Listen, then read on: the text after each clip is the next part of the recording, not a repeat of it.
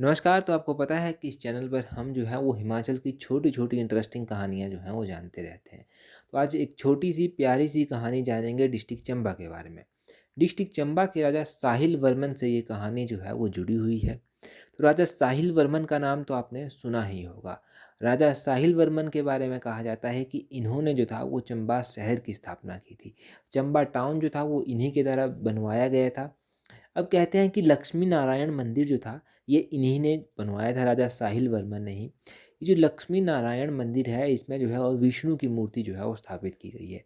अब भगवान विष्णु की मूर्ति जब यहाँ पर स्थापित की गई है तो इसके पीछे एक बहुत ही छोटी सी इंटरेस्टिंग सी कहानी है। कहानी कुछ इस तरह से है कि जब भगवान विष्णु की मूर्ति यहाँ पर बनानी थी तो चंबा में जो था वो संगमरमर नहीं हुआ करता था। अब संगमरमर कहाँ से लाया जाए ये बहुत बड़ी समस्या थी। तो राजा के 10 पुत्र हुआ करते थे। 10 पुत्रों में से क्या किया गया कि ये जो 9 पुत्र थे राजा के, इन 9 पुत्रों को भेज दिया गया कि आप संगमरमर जो है वो लेकर आइए। और कहाँ भेजा गया? इनको भेजा गया विंध्याचल। विंध्याचल भेज दिया गया कि आप वहाँ जाइए और वहाँ से संगमरमर लेकर जो है वो आइए।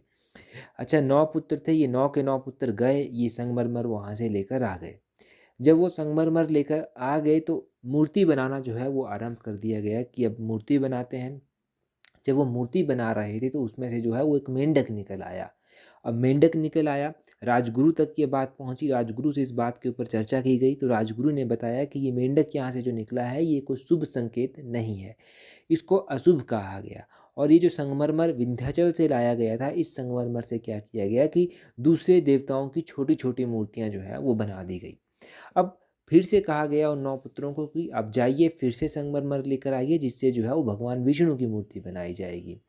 तो वो लोग चले गए भगवान विष्णु की मूर्ति बनाने के लिए। संगमर लाना था उनको विंध्याचल से।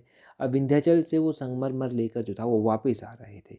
जब वो संगमरमर लेकर वापस आ रहे थे तो रास्ते में उनकी मुठभेड़ जो था वो डाकुओं के साथ हो गई। डाकुओं का काम क्या था? डाकुओं का काम था कि जो भी लोग उस रास्ते से जाते थे उनको लूटना। अब लूटने की कोशिश की गई तो ऑब्वियसली 9 के 9 ये राजकुमार थे, तो इनकी लड़ाई उनके साथ हुई। तो लड़ाई में क्या हुआ, ये 9 के 9 लोग जो था वो मारे गए। जब राज्य में ये बात पहुंची कि 9 के 9 लोग जो हैं वो मारे गए हैं, तब राजा के थे 10 पुत्र। एक पुत्र जो था अभी राज्य में ही था। अब एक पुत्र वहीं पर था तो एक पुत्र को भेजा गया कि भाई जाइए आप अब संगमरमर जो है वो लेकर आइए, इस संगमरमर से हमें जो है वो भगवान विष्णु की मूर्ति बनानी है। तो ये थे राजा युगांकर, जो कि राजा साहिल वर्मन के बाद चंबा के राजा भी बने थे। तो राजा युगांकर जो था वहाँ चले गए संगमरमर लाने लाने के लिए। जब वो संगमरमर वापस लेकर आ रहे थे तब उनके ऊपर भी जो था वो डाकुओं के द्वारा हमला कर दिया गया।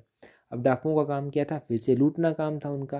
परंतु ये जो था वो लूट नहीं पाए इनको। लूट क्यों नहीं पाए? क्योंकि उस टाइम जब इनके ऊपर हमला किया गया उस टाइम कुछ सन्यासी भी जो था वहाँ से गुजर रहे थे और सन्यासियों ने जो था वो राजा की सहायता की। अब राजा की सहायता की और डाकुओं को जो था वहाँ से मार भगाया, डाकू वहाँ से चले गए। अब संगमरमर की शिला जो था वो चंबा आकर पहुँच गई, जिसे जो था वो भगवान विष्णु की मूर्ति बनाई गई और लक्ष्मी नारायण मंदिर की जो था वो स्थापना की गई।